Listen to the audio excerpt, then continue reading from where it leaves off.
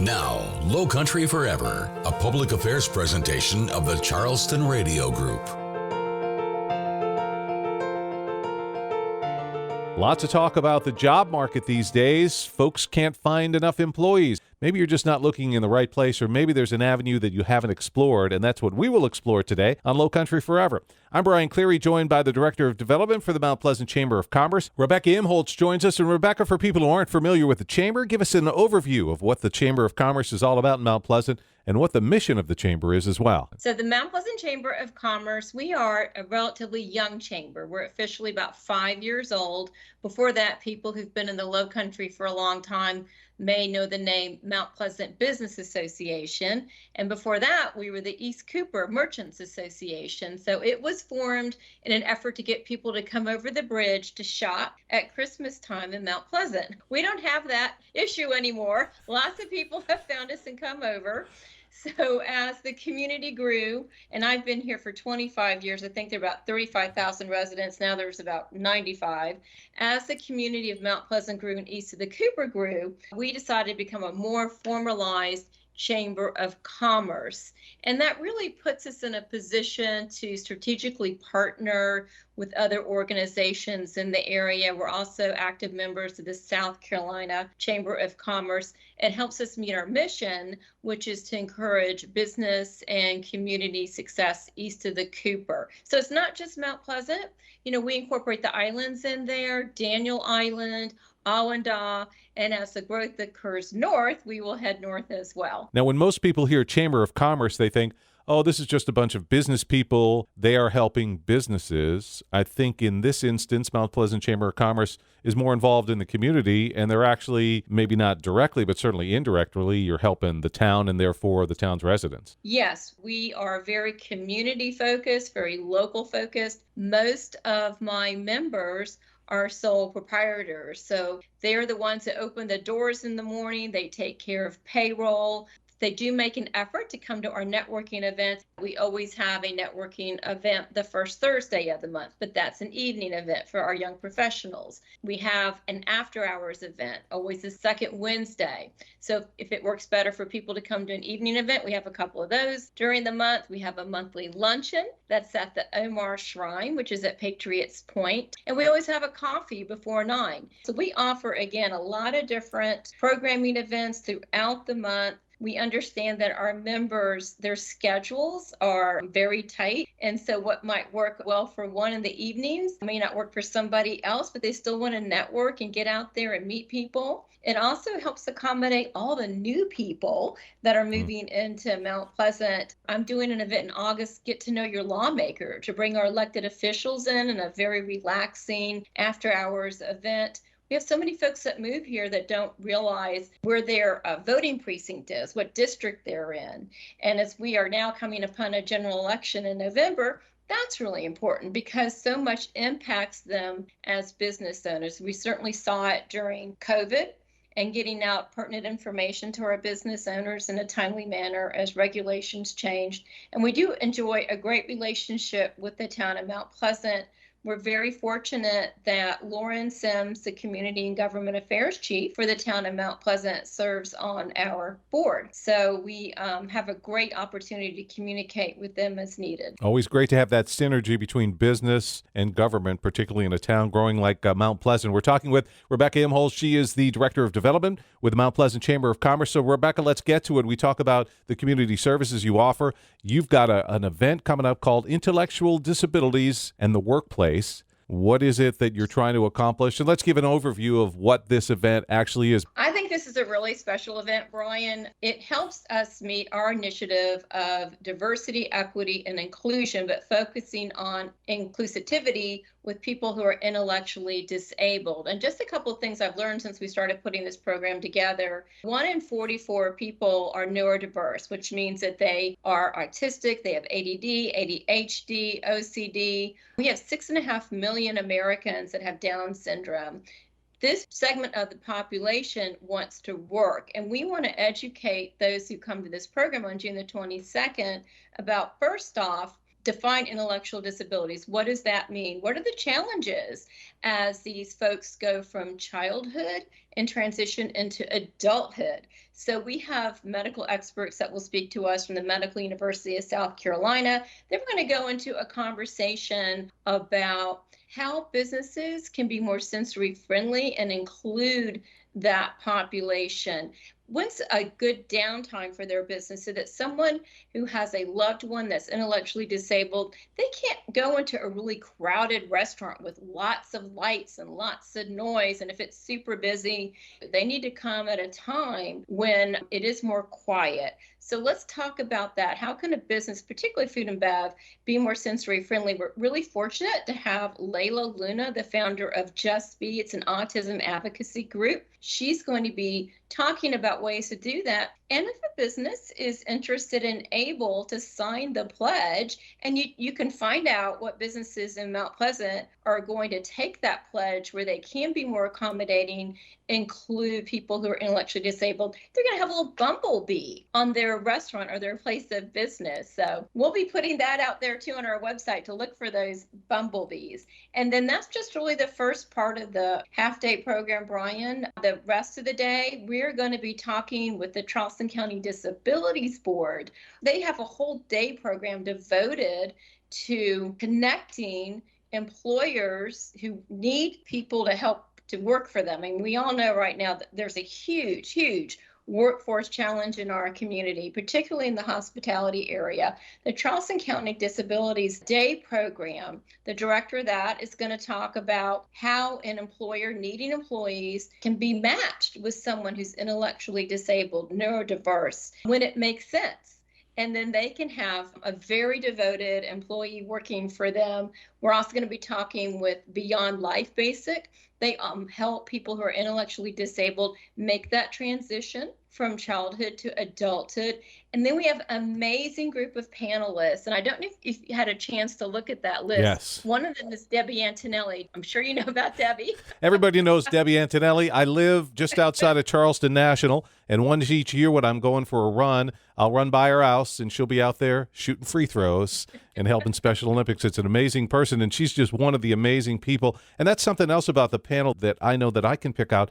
These people are not only invested in this, but they're going to bring a lot of passion to this panel and this conversation. Yeah, I can't say it better than Debbie. We did a little video promo a couple weeks ago. I have a rock star group of panelists. I mean, Debbie actually just got inducted into the Women's Basketball Hall of Fame in North Carolina. She's an ESPN CBS sports broadcaster. And the reason you saw her shooting hoops in her driveway is because she's the founder of 24 Hours, Nothing But Net. I was actually there over the course of that weekend, not the entire 24 hours, but she makes 100 free throws an hour to raise money for Special Olympics. She just doesn't stop it. She's going to be one of our panelists because her son, Frankie, has Down syndrome. So she's going to talk about her journey as a parent and how he is employed also now at Mick's Pizzeria. Highway 41, the owner, Don Miarelli of Mick's Pizzeria, is going to be there because he started his pizza business because his sister, Jill, has Down syndrome. So he built this business for her to work in, and he's hired other people with intellectual disabilities. So he's going to be one of our speakers as well. And Nothing Bundt Cakes, who doesn't love Nothing Bundt Cakes? Mm-hmm. I love their cakes. The owner here in Mount Pleasant, Rick Getzik, his son Nick is the general manager. Nick is going to be there to talk about his twin brother, Drew, is intellectually disabled, and Drew works in the Nothing Bundt Cakes shop. So as you can see, we already have all these great success stories out in the community. Hustle Smoothie Bar, Helen Hall is going to be one of our speakers as well. So not only is someone going to get educated about what is intellectual disabilities, what are the challenges, someone going from childhood to adulthood, they're going to learn about how a business can be more sensory friendly, be more inclusive, and then we're going to wrap it up with some really cool conversation about how businesses can hire someone who's intellectually disabled We're going to learn about the training programs already in our community. I had no idea. We already have these great training programs right here in the Lowcountry. We're going to learn about those. And then finally, we're going to hear about those success stories from local business owners. One of my favorite panelists that's going to be there is Trista Kutcher. She has Down syndrome. She is the CEO. She is the founder of her own sewing company, and it's called Trista's Sunshine Company. And I love her little logo, and what she likes to say is be someone's sunshine, which I absolutely love that when she goes out there in the community. We're going to hear from her and her mom and her journey. She went from being a child with Down syndrome to an adult and now having her own sewing company. So a lot of stuff going on, Brian. Absolutely. It's all coming up on Wednesday, June 22nd. This will be at the Hilton Garden Inn in Mount Pleasant. We're talking with Rebecca Imhold, the Director of Development with the Mount Pleasant Chamber of Commerce. They're putting on this event in conjunction with the town of Mount Pleasant. So for somebody listening, Rebecca, is this, hey, I've got to be in Mount Pleasant if I'm from Goose Creek and have a business, if I'm from Somerville, and then whoever wants to be involved, how can they become a part of this? This is a Mount Pleasant Chamber of Commerce-led event. That is true. But we want the entire community to be with us on June the 22nd. All they have to do is go to our website, mountpleasantchamber.org. It's incredibly reasonably priced thanks to my sponsors, Mixed Pizzeria, Nothing But Cakes, and the Hilton Garden Inn. It is only $50 for a non-chamber member. I know. That is and good. It includes coffee, conversation, a luncheon buffet, and if you're a chamber member, it's $40. Whether you can only come to part of the event, the entire event, we want you to come. We want you to learn. We want you to network with other members of the community that are supporting the intellectually disabled, that have experienced it themselves. So yes, we would love to have everybody come from around the surrounding community. It is not just a Mount Pleasant event. And these people, when we're talking about someone who has an intellectual disability, a lot of times these are going to be some of the best workers you get because they really want to work. I think some of the complaints that business owners may have is people, they don't really want to work. These are folks who really are passionate about it and want to work. They want to work. They're not the employee that's going to complain because they have to work a weekend or have to stay later. They want to feel useful. They want as much independence as they can have.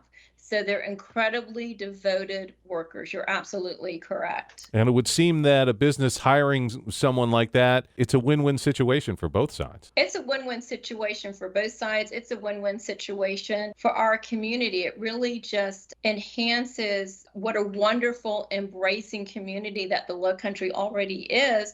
I just don't think people realize that there are these opportunities to employ people who are intellectually disabled, who think differently, who are neurodiverse. And that's what we really want to get out for this first round of what I think is going to be a program that's going to be somewhat ongoing. I'm not exactly sure what's going to happen yet. From the chamber perspective, after COVID, we started a Biz Where You Live campaign, and that was in partnership with the town of Mount Pleasant. What I kept hearing from my chamber members is I need people to come to my door. We did a campaign, and it was shop where you live, then dine where you live, get fit where you live. That will be an ongoing campaign. We'll start that up again. We're pressing pause at the moment to take a break. But then I started hearing from my members, I am struggling to meet the hours that I need to be open because I simply don't have the employees, the workforce. And, there's lots of opinions and studies about why that is happening right now. But the bottom line is we knew we had a problem that we need to help our members address. So we decided to think outside the box. And that's how intellectual disabilities in the workplace formed, was simply just, okay, what can we do? There's this whole group of people, like you said, Brian, that want to work. They want to be there, and they want to be productive. They want to be functioning members of society and make a difference. And let's figure out how to connect them with these businesses that can use them. I think the key word that you've said there is, Rebecca, is opportunities, and it's opportunities on both sides, the business side and for the employee. So if people want to get involved and be a part of your June 22nd event, they need to go to your website? That is right. Go to mountpleasantchamber.org. Go to our calendar of events. It's right there. You're welcome to reach out to me directly. Rebecca at mountpleasantchamber.org. Would love to hear from you. I just see the June 22nd event, particularly the last hour, is a conversation with the panelists and the audience. Let's just learn from each other. How can we take this great information, all these wonderful resources that we have in the area, and help address the workforce challenges that we have, and also give these opportunities, as you said, Brian, to this segment of the community that, frankly, I won't say they've been overlooked, but I just don't think they've been given these opportunities because people didn't know that these opportunities existed for each other. Somebody just not wanting maybe to take that chance, but I think there's a huge upside for anyone who reaches out. Like you said, you went out of the box to think about this, so maybe, hey, we can go a little out of the box and find out that we're going to come out with an amazing employee out of it. Exactly. And the education piece of it, not realizing the resources that are already in the community that can help match the employers to the employees, and like you said, benefit both. It's opportunities for both, and it's opportunities for our community, for people to go out and visit these businesses. And if they have a loved one who is neurodiverse, intellectually disabled, they know they'll be welcome there too. I mean, that's part of our goal as well, is for the business community to say, oh, yeah, I can do this during this time of day. And frankly, it helps build their client base. So, Rebecca, this June 22nd event, it's just one piece of what is the Mount Pleasant Chamber of Commerce. What else should people know about your organization? I would love any of the listeners, too, out there to check out the Mount Pleasant Chamber of Commerce. We're growing very rapidly, and we have a lot of great programs and events going on all the time, not just this one on June the 22nd. But we have several things going on. I'd encourage the listener out there to check us out. Our basic membership's incredibly reasonable. It's $250. Of course, we have other levels than that, but we're a wonderful organization. It's just myself and an assistant, and everybody else is a volunteer because they really want to make a difference in the community. So I encourage folks to check us out, and please come on June the 22nd. Learn about intellectual disabilities in the workplace. We're super excited about it. I think it's going to make a wonderful, positive difference in our community as we help people that want to be employed, that are intellectually disabled, at the same time addressing some workforce challenges. And we are thinking outside the box. Come join us and learn about the Mount Pleasant Chamber of Commerce at the same time. She is the Director of Development with the Mount Pleasant Chamber of Commerce, Rebecca Inholt, our guest today on Lowcountry Forever. It's time for Lovelo. Come out for a big block party on Isle of Palms November 5th, and you can choose how you want to participate in one of 4 scenic cycling routes, stationary classes, virtually, or as a volunteer. Regardless, you won't want to miss the party and the entertainment. Best of all, we'll be celebrating our cancer survivors and the researchers trying to end cancer. This annual event raises money for the innovative and life-saving cancer research at MUSC Hollings Cancer Center. Visit lowvelo.org to register and help us cure cancer together. Now, a Somerville YMCA water safety tip. We're fortunate enough to live in an area with an abundance of water. Pools, lakes, rivers, and the ocean. With all that water comes fun and adventure, boating, water sports, and swimming. Everyone should be able to swim, and you're never too old or too young to learn. And the Somerville YMCA offers lessons. Learn more at somervilleymca.org.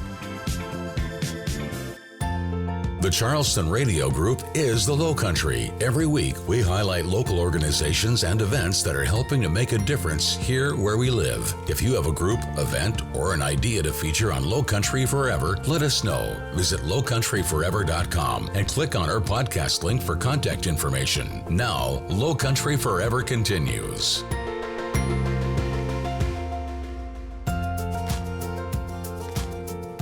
Summer across the Lowcountry, what does that mean? Heat, humidity, maybe for you the beach, and it also generally means a little fall off in blood donations, which we've got to try to overcome. So we're talking blood donations today with the American Red Cross on Lowcountry Forever. I'm Brian Cleary, an account manager with the American Red Cross. Patricia Bance joins us. And Patricia, we got a big blood drive coming up. Why is it, though, that donations seem to tail off a little bit in the summer for the Red Cross? You know, it's interesting. 40 40% of the blood supply comes from schools. We really believe part of that dip is just schools not being in session. And then, of course, you have our typical donors are traveling this time of year, so it really puts people out of their donation routine when they're traveling. So we see a huge hit in July, but this particular blood drive that you all partner with is the largest blood drive this month in the area. So it's so important that we hit our patient need goal for the hospitals. And in terms of the blood supply itself, over the last 18 months or so, there's been times when the blood supply in the Lowcountry has gotten to some seriously low levels. How are we doing with that, and what can we do to help? Right. So you're completely right. How it works is we have different levels. We have an urgent need, a critical need, and emergency need. And by law, we don't say those words unless we're down to a 1-day supply or a 2-day supply of blood. We are not there yet, but we're predicting we're going to be there. So the best thing we can do right now is it's the blood that is stocked on the shelves now that are going to help that situation later. So we're trying to get ahead of it. So when we go into August, we're not begging and saying the word emergency. So we've got a big blood drive that is coming up. Now, we, of course, are talking on Sunday here on Lowcountry Forever. This blood drive coming up later in the week. Can you give us the 411 on our summer blood drive? Yeah, so we invite you guys out to both locations in Somerville and in Mount Pleasant. We will be there from 11 to 7. It would only take about an hour of your time. And if you have the time to make an appointment online, we'd appreciate that to know you're coming. And that's www.redcrossblood.org. And make your appointment, come out and join us. Hydrate, hydrate, hydrate. It is hot outside. And you always want to make sure you drink and you eat a meal before you donate. So we'll be at the Rollins Edwards Center in Somerville and then the Omar Shrine in Mount Pleasant. And when you talk about the time, can you go into that a little more? Because I think some people think, if I go to give blood, it's either going to take me all day or I'm going to be shot for the rest of the day. And when you say an hour, it's truly a process that takes, and sometimes less than an hour. That's completely right. Now, the physical donation part takes less than 10 minutes, the part where they're actually drawing the blood. So it's getting in, you need a driver's license. We'll look at your driver's license. You'll answer by law about 60 just quick yes and no questions about your physical health, and then you'll get on the bed. I like to say an hour just to be careful, but definitely in 45 minutes we can get you in and out. We're prepared for you to come. We have most of our staff in South Carolina at these 2 locations this day because these donors really are committed. So I always say, if you have family in town, bring your family with you. And then, of course, Brian, we have a very special giveaway this time. So Nice. Every donor will receive a $10 electronic gift card to use anywhere of their choice. And when we talk about the time and you talk about the questions, there's something that the Red Cross has developed that as a donor myself, I love, and that's the Fast Pass. Can you explain what that is to people who aren't familiar with it? We actually call it the Rapid Pass, and it is kind of a rapid pass, like you say. So the morning of the blood drive, it's nice for donors to know you can't do it the day before. By law, it has to be done the day of the blood drive. You can go online and you can just Google the word Rapid Pass, all one word, and you can answer all 65 of those yes and no questions before you arrive. And it saves every donor about 15 minutes. You'll answer the yes and no questions. You'll get a QR code at the end. You save that QR code, you come in, we scan your QR code, and all your answers appear. So it's a very nice setup, and it does save you a lot of time. We're talking with Patricia Bant. She is an account manager with the American Red Cross. Coming up this week, this Thursday, it's our summer blood drive, teaming up with the News 2 and the Charleston Radio Group, helping the American Red Cross to give the gift of life. Now, Patricia, when we talk about giving blood, who is it that can give the gift of life? I like to tell anyone over the age of 16 that they can donate. If you're 16 years old, you have to have a parent consent form. But we do not have a maximum age, believe it or not. It's all about, even if you have high blood pressure, you can give blood. It just has to be maintained with medicine. Even if you have a tattoo, you can give blood as long as it's at a licensed facility. We do have some things that could, kind of defer you from giving. But in general, anyone who's in generally health condition, not on a blood thinner, come out and try. And if you want to call 1-800-RED CROSS because you're on medication, we'd be happy to point you in the right direction and make sure that you qualify with the general medication you're taking. And we mentioned at the beginning of the conversation about how the blood donations tend to fall off at this time of year, and one of the reasons is because schools are out. I think some people would be surprised, and can you talk a little bit about it? Because there might be some older folks going, kids today. But it's nice to know that high school, college-age kids step up and help the Red Cross in this way. Yeah, and actually elementary school and middle school, we work with the district, and every district, we're proud to say, Dorchester County and Charleston County and Colleton County, and we come out to all different of the schools. We actually have an educational program.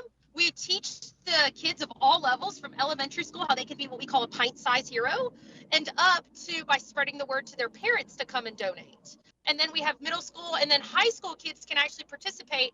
And I don't like to say they get out of class, but they do get out of class. And the principal allows them to come for that hour. And our goal is to teach them, to get away from the fear-based side of things. And so when they go to college, they say, I've done that before. It's not hard. I want to continue to do it as an adult.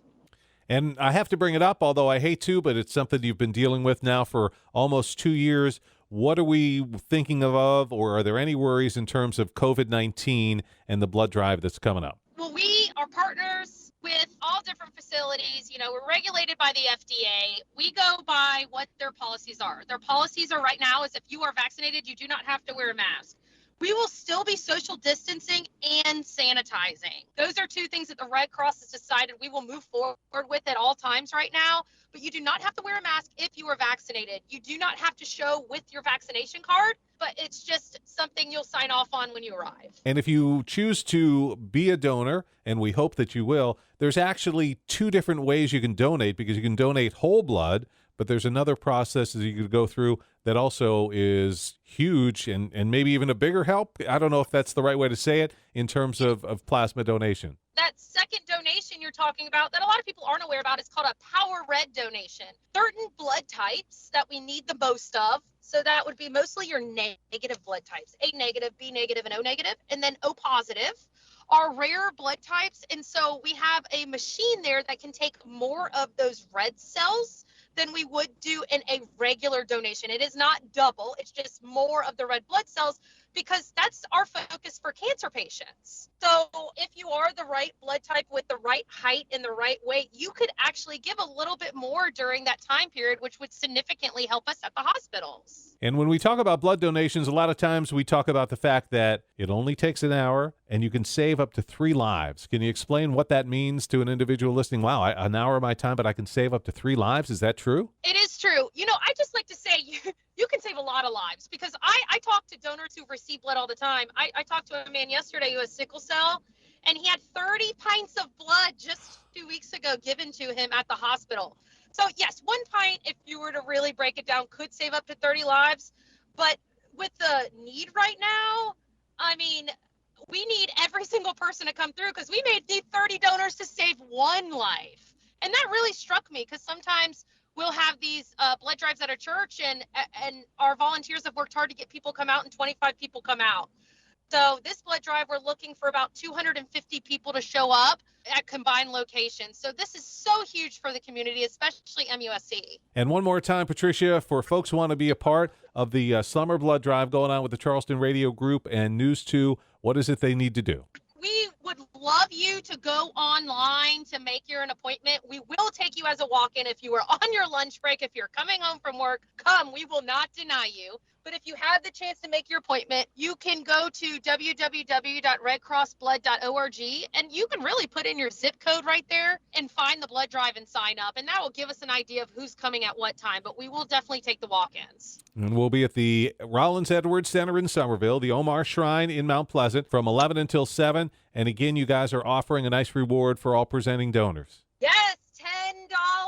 And I love that. And it excites me because that's courtesy of Suburban Propane. They have donated this money to the Red Cross, and they particularly want to reward these particular donors who continuously come out and bring their friends and bring their family. So not every blood drive gets this particular giveaway. It's just this one. So if you've been thinking about donating, the times are great, 11 to 7. You can come after work, go on your lunch break, and you can also get the bonus. And one more caveat that you might be able to toss out for us, if you wouldn't mind. News 2 has been such an important partner in these blood drives, and they've really supported the Red Cross for any number of years, and they seem to be just such a great partner for your organization. They really are. So News 2 is actually the leading media group, and you guys would be the leading broadcast group in the entire Lowcountry when it comes to supporting our mission of saving lives. We love all our partners, and it really is a team effort to have everyone come together in the area to support 1 or 2 blood drives a year. But you all go over and beyond. You're doing the max you can, which is every 2.5 months, coming back out. You have double the amount of donors than really any other partnership we have now. So kudos to your followers and to people who are fans who listen to the need and come out. And I really want to thank your listeners also, because they're a big part in all this. Take an hour of your time and give the gift of life this week. Patricia Bance, an account manager with the American Red Cross, and our guest on Lowcountry Forever. Thanks for listening to Lowcountry Forever. If you missed any of this week's show, there's a complete recording under the podcast link at lowcountryforever.com. Lowcountry Forever is a public affairs presentation of the Charleston Radio Group.